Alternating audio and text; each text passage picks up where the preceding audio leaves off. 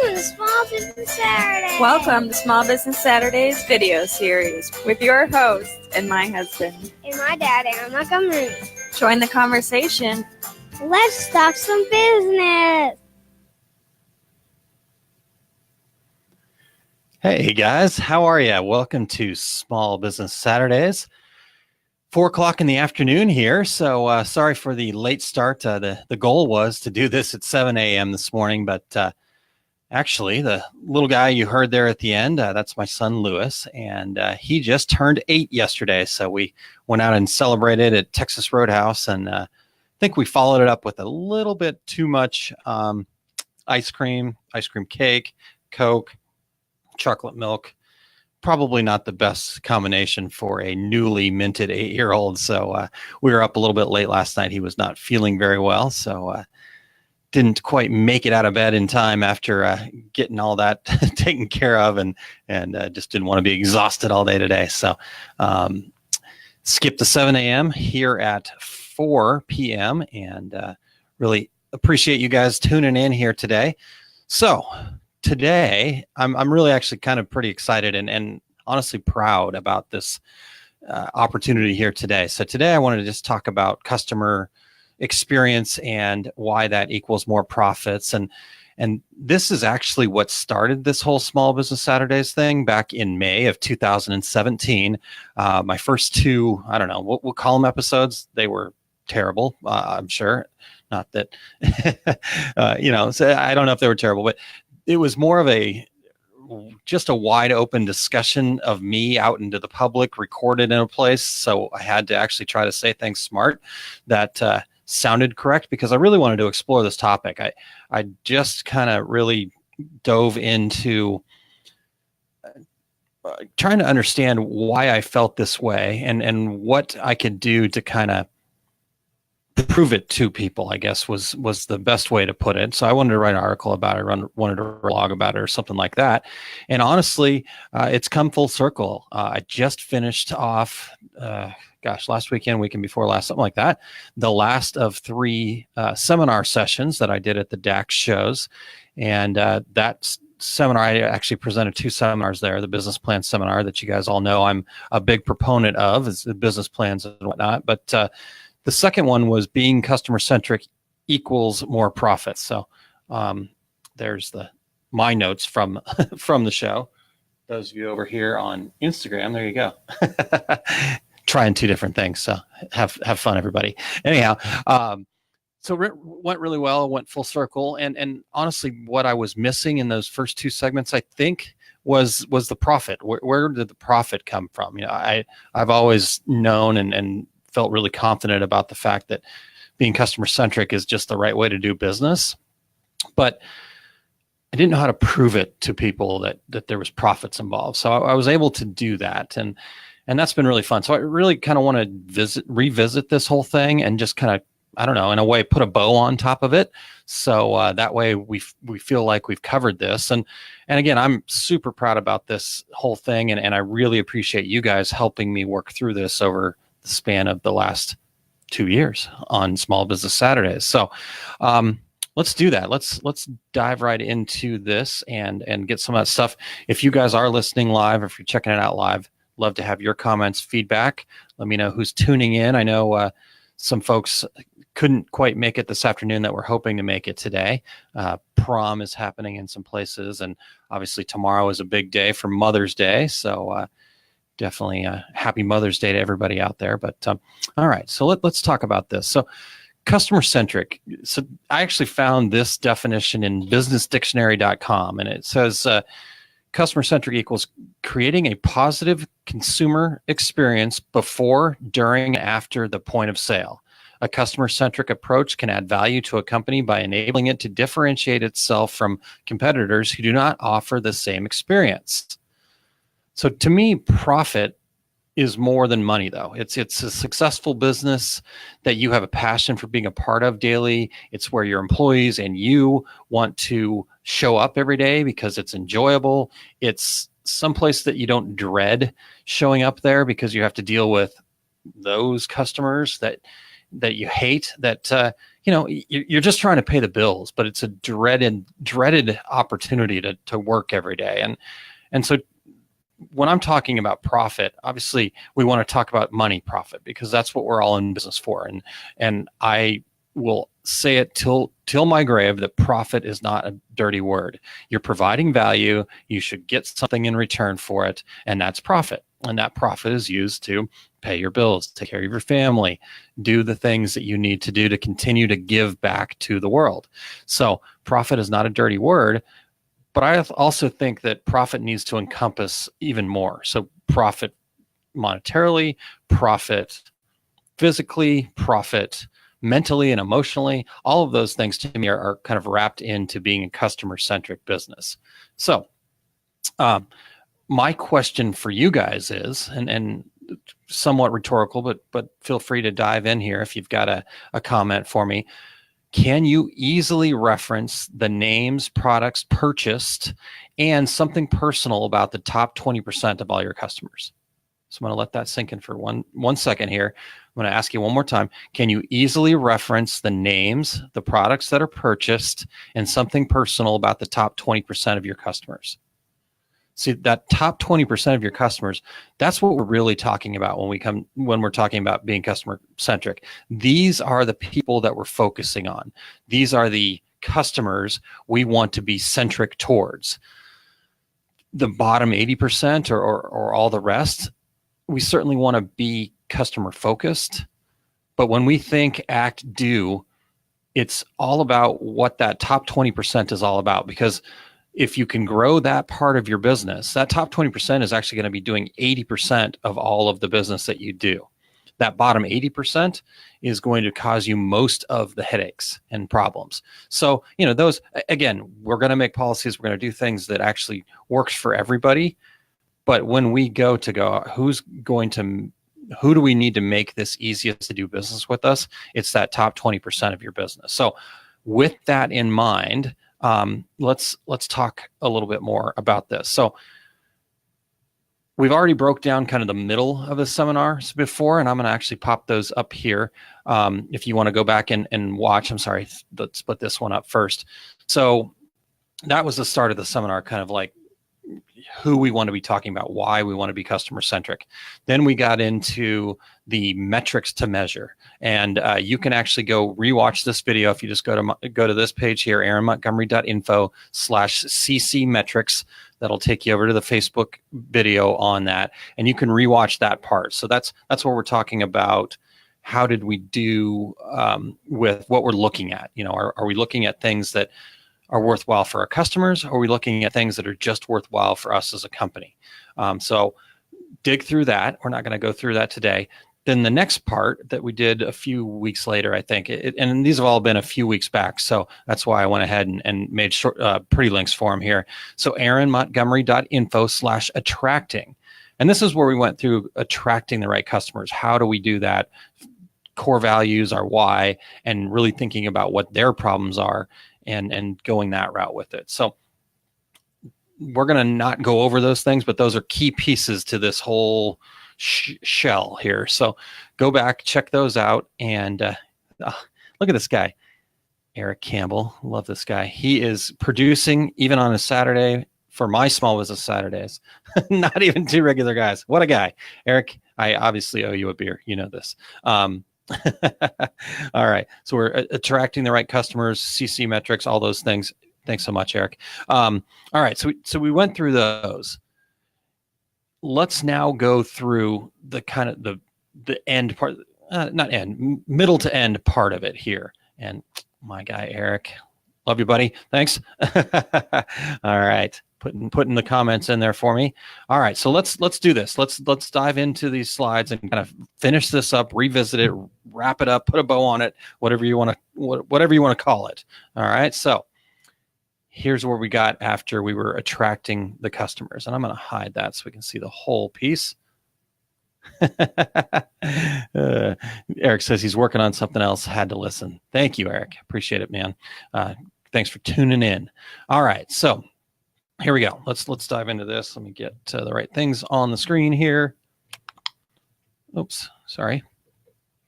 Makes for great listening. Right? All right. So the whole goal of this is to make the experience for your best customers. Again, not all of them, but that top 20% are your best customers. 20% is just kind of a round number to kind of look at, but your best customers, the one that you love doing business with, those are the ones that you want to keep coming back. You want to maintain the integrity of the bond to your customers. Don't break the chain. Now, this comes from a blog post that I've talked about from Seth Godin, and you can check that out. Just shoot me a message and I'll send that over to you. But in fact, once we get a little further along here, I'll give you a place where you can get all of the notes, all the information here. So that's what you want to be thinking about here. We don't want to break that chain with those people. So here's an analogy that I like to use. Think of your favorite grocery store. You know, you and your customers, your customers, you and I are just the same as your customers. So if we're thinking about our favorite grocery store, I'll use me as an example. And I think I've maybe told this story before, but there's a grocery store that's closer to us that we don't go to. There's a grocery store that's closer to us that supposedly is a higher end grocery store that we don't go to. There's a grocery store that's closer to us that is also a less expensive grocery store that we don't go to. The grocery store that we go to is the one that we are attracted to. It's the one that we like. It's the one that we feel most comfortable going to. Now, with that being said, that doesn't mean the other three grocery stores are any different. In fact, one of the closer grocery stores is actually the same chain. It's a Schnucks is the name of it here in St. Louis that I go to. And there's a Schnucks that's a little bit closer to us, but we go to one that's a little bit further away. It's laid out a little bit differently. Employees are different. It just has a different vibe to it. And again, the other three are just fine and they do business and they do just fine on their own, but they're attracting different people. I'm attracted to this one. Again, your customers are the same way. Why do they come to you? Why do they go to you instead of the other screen printers in your town? Or why do they go to you instead of buying their shirts at customink.com or Zazzle or Cafe Press or whoever?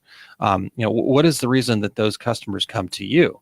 And that is the customer experience. So think about it in that frame. What are the things that draw you to places? My guess is what draws you to places are also some of the same values that are drawing people to you.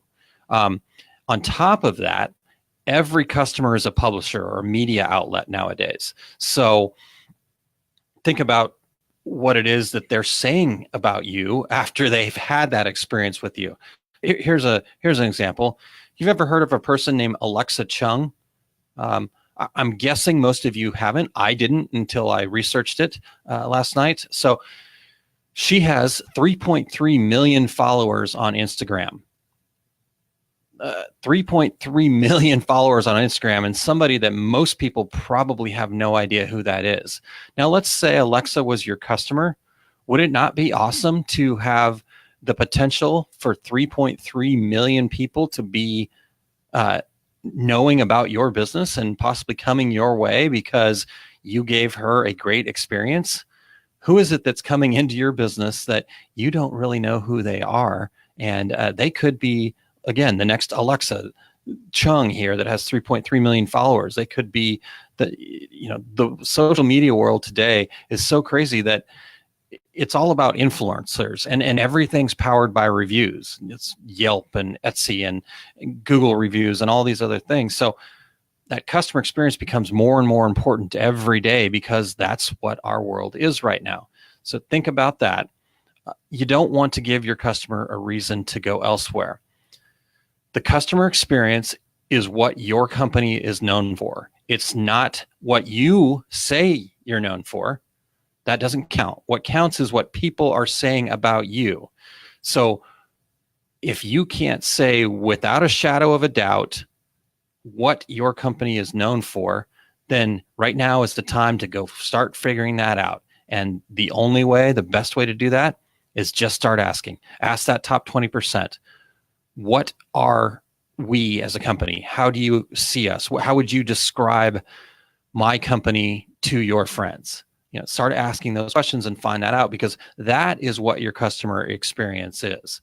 And so once you have that in line and cleaned up, now we can get on to some other things. So let's move on to the next slide here. And it's slowly coming in, I believe. Come on. There we go. All right. So a lot of times we do confuse customer service with customer experience. And really what the customer experience is the entire time the customer is in contact with your business. I don't know if you remember when I read the customer-centric business dictionary definition, it was before, during, and after the sale. So I've actually broken this down into 4 phases for us here, so we can take a look at what we need to do to kind of fix and review some of these areas to improve our customer experience. So the first phase here is going to be our I've had all sorts of different names for it over time here, but basically what the name of it is here. Sorry, I'm pulling. I just went completely blank. Okay, there we go. It's the discovery phase. This is the mark. Wow, I really blanked out there. So I guess I did stay up too late last night trying to clean up. Yes, anyhow, we won't go into that. That's gross. All right, so the first phase is the discovery phase. This is the marketing and sales phase of things. This is where it's important that your message is clear and that you're attracting the right people. So does your message, your marketing message, your sales process, is it make them feel welcome? Is it easy to get the details that they want? A good example of this would be a printing company I worked for a while back. This was one of my early sales jobs. I was actually a commissioned salesperson and terrible at it, but that's a different story altogether. I was a commissioned salesperson at this digital printing company, and what they specialized in was super fast turnarounds. They had an early Heidelberg DI, which is a digital press. So they didn't have all the long pre-press process back then. And this was fairly new technology at the time. And so, again, the whole point was that they could turn things around super fast. Well, they had something in their discovery phase and their sales phase that just didn't seem to jive with who they wanted to be, who they were. And that was the quoting process. So the quoting process was arduous. There was one guy who was in charge of making all the quotes. He had an old school spreadsheet, and there was 5, 6, maybe 7 of us sales guys. I can't remember exactly.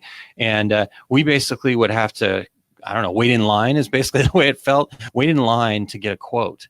So I had lots of projects that actually ended up taking longer to quote than it did to actually make and deliver to the customers.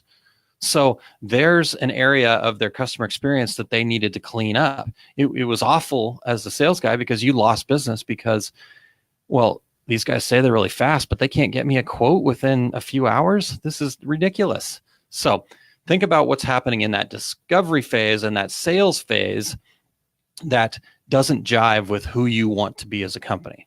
All right. So the next phase here is the transactional phase. It's the taking the orders and getting the order details phase. So once the customer's made the decision to buy, what friction points are there that might make them regret that decision, or worse yet, make them decide not to buy at all? So let's say you're in the e-commerce world. Maybe it's your shipping policy. Maybe it's the fact that if your customer had to go through 24 pages to check out because they had to enter all sorts of information and details and blah, blah, blah, blah, blah. It's e-commerce. It's supposed to be fast, easy, and convenient. Maybe you're making them sign off on so much stuff that they're nervous about even making the purchase because they feel like any mistake they make, you're going to just throw it back in their face and tell them they're a dummy. So are you overdoing it on your policies and you have too many hardcore policies because you got burnt before one time? Think about those things.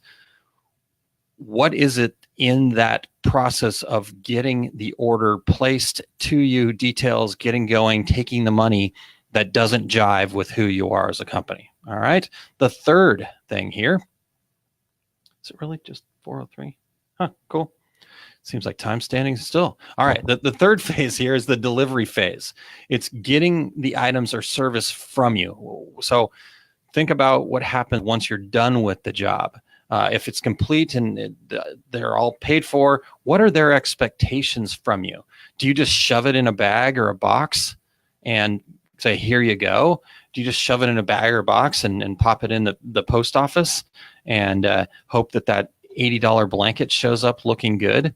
What kinds of things aren't you doing there that doesn't jive well? So let's say, here's a good example. Let's say you're selling shirts for a run, 10K, 5K, whatever, and they've ordered 25 medium shirts, they've ordered 100 large shirts, they've ordered 100 XL shirts, and 25 2XL shirts. I have no idea what the breakdown would be, but that seemed logical to me.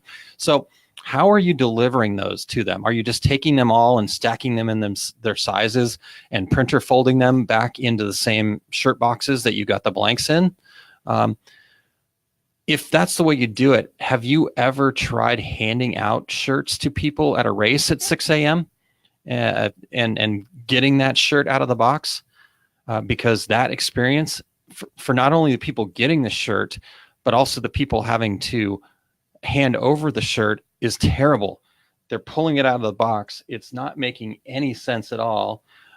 What's happening with it? You've got this big, massive pile of junk there. And it's just not good. So what is it that you could do differently there? An idea would be polybag them, each individual shirt, and once you've polybagged that shirt, stick a label on the outside of it that has the shirt size on it. Oh, and guess what else is on that label? Your company information. So that person that gets the shirt, that's the runner, gets that shirt, they see the poly bag, they see it's from XYZ company, and they go, oh, that's a good reminder. I actually need to buy some shirts next week. Perfect. I'll go to this one. This is the nicest presentation I've ever gotten when I've come to a race. Think about those things. So maybe the thing to take that even one step further would be offer the race to be part of creating the goodie bag that has the shirt in it. They're going to get stuffers from their sponsors. They're going to get other stuff to give out.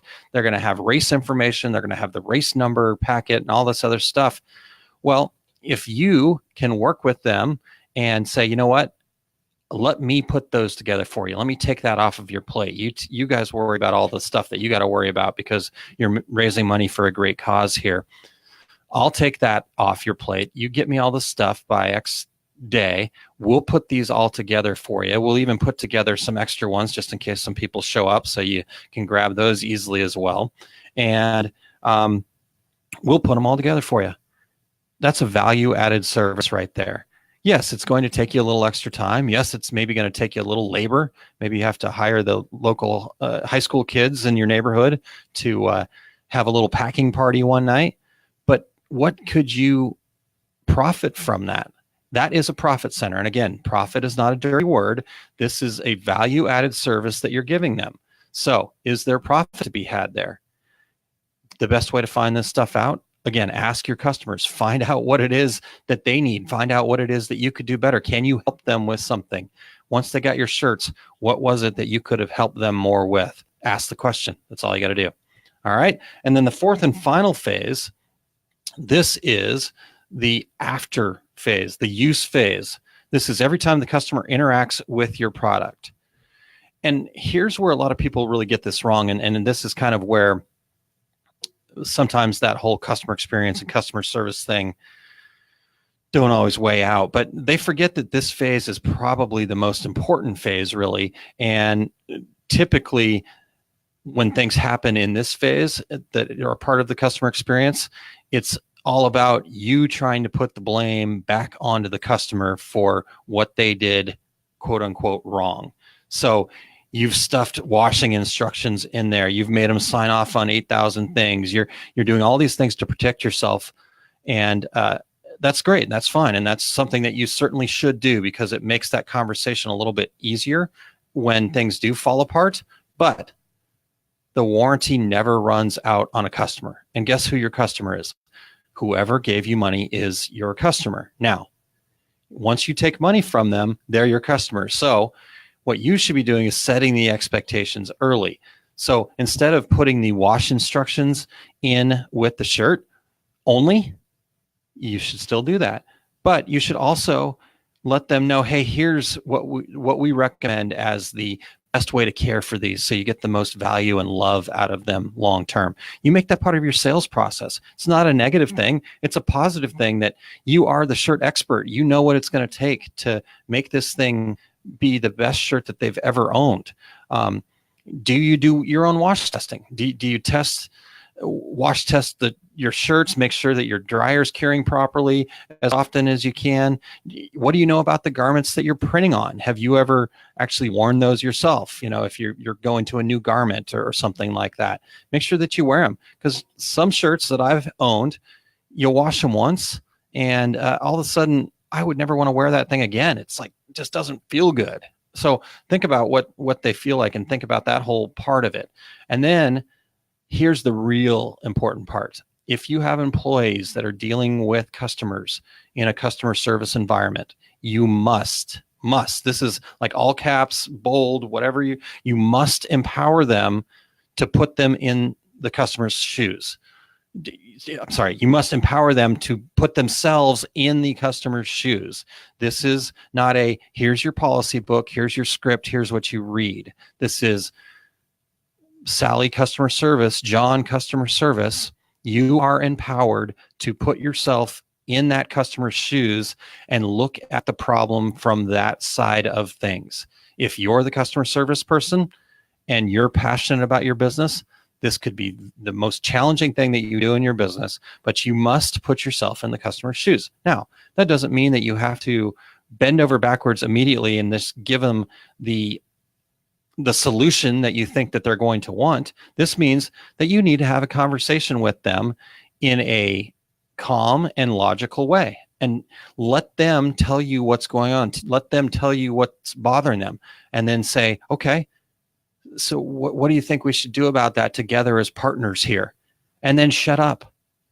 Because we go, well, what do you think we should do about it? Should I replace it? No, say, what do you think we should do about it? And then be quiet.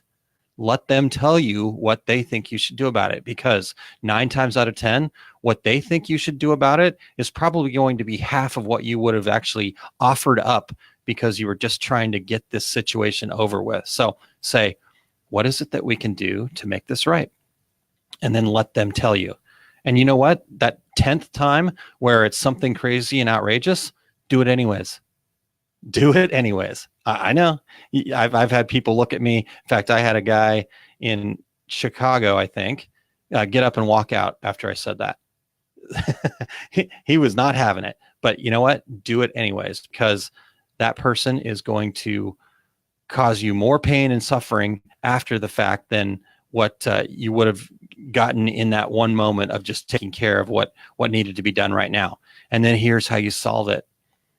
You don't do business with that customer anymore. That's not the top 20%. That's not who you're focused on. So you don't want them to go out there and make waves for you, but you don't want to do business with them again. So you tell them no next time. Or my favorite thing is let them self-select that they're not going to do business with you anymore. So the next time they come around and they say, hey, I need to do these shirts again. And you're like, oh, okay, well, unfortunately, we've had some price increases. Hey, guess what?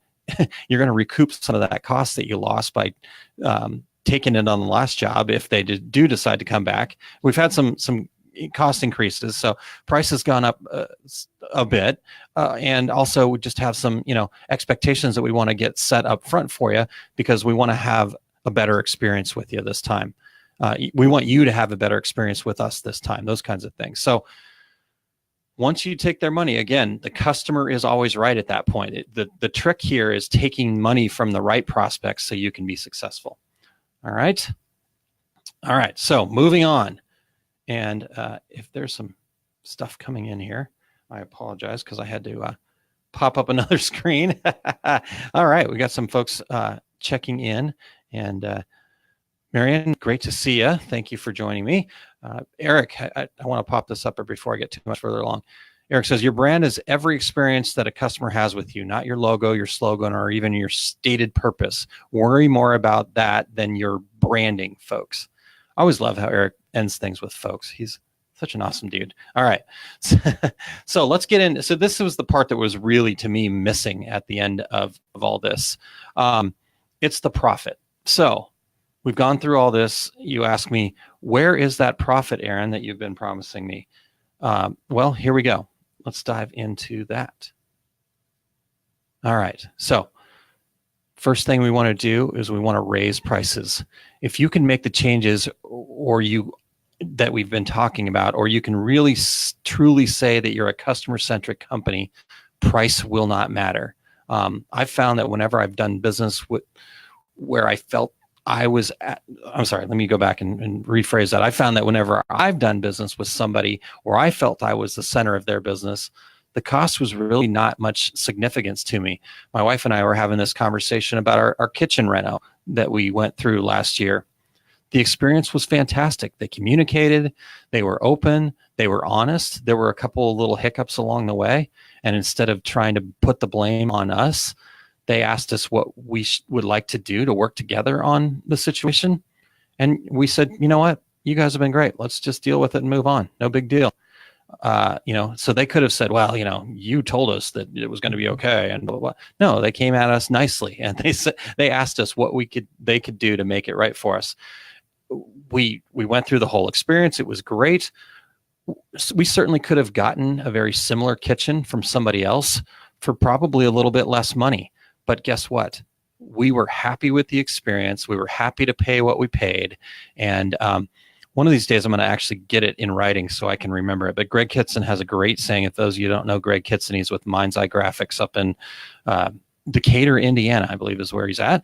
And Greg always talks about his goal is to get customers to want to have the products and be so happy that they're willing to pay the price that they charge. So I'll get it's way better than what I just said. So I'll get it from him and actually put it down in writing and remember it for once. But so the price part is one of those things where I think as soon as you feel comfortable about your customer experience, or even before you do, go out and raise your prices.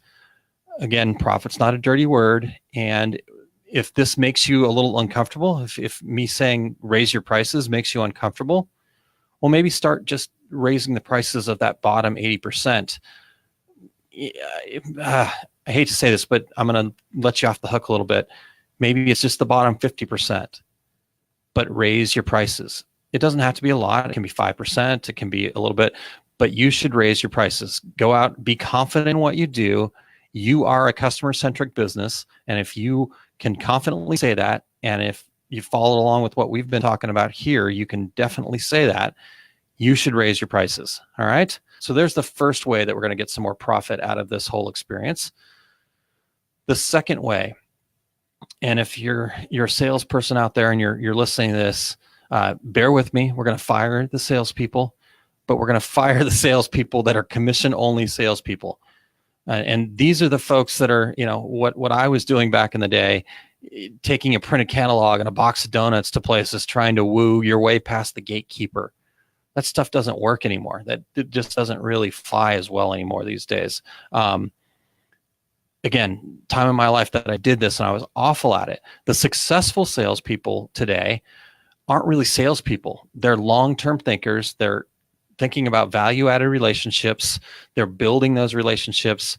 That's what sales is in today's world. So if you have commission-only salespeople, you need to let them go, because here's the deal.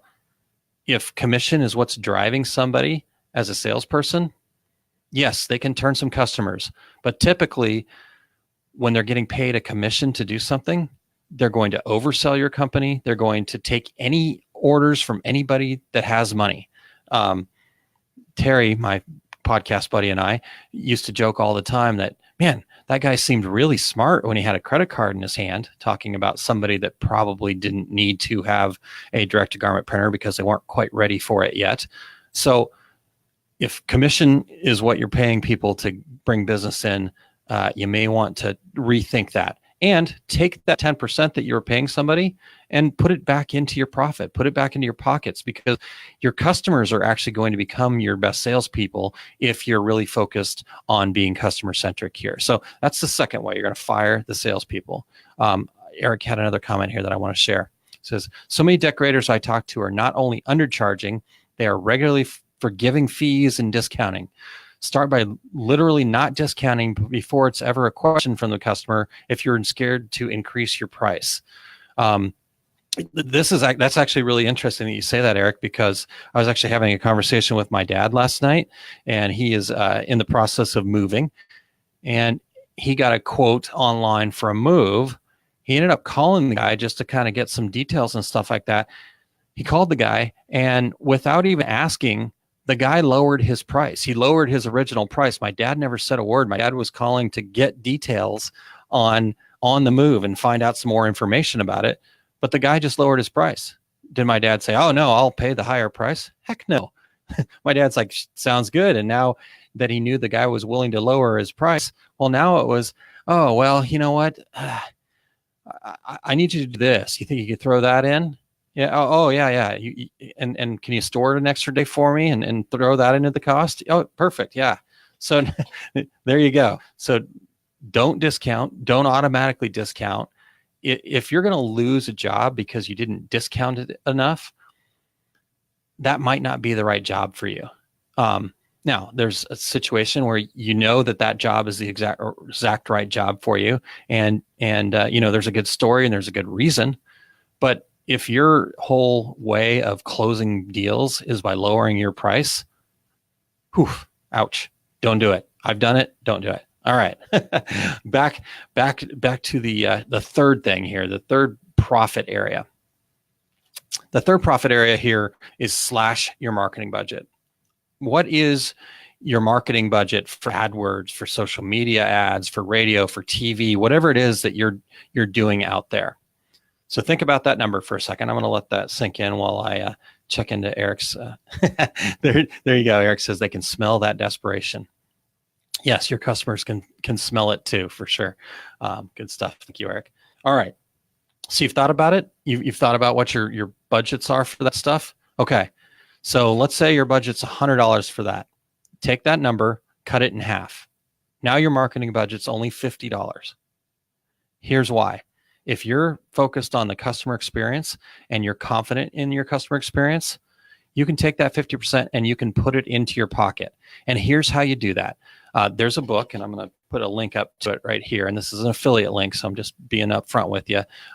It'll help me if you buy it from there. But if not, you can go look it up. It's called Talk Triggers. It's written by a guy named Jay Baer and another co-author that I can't remember his name off the top of my head. But what Talk Triggers is all about is what people refer to as WOM marketing, word of mouth. Word of mouth marketing.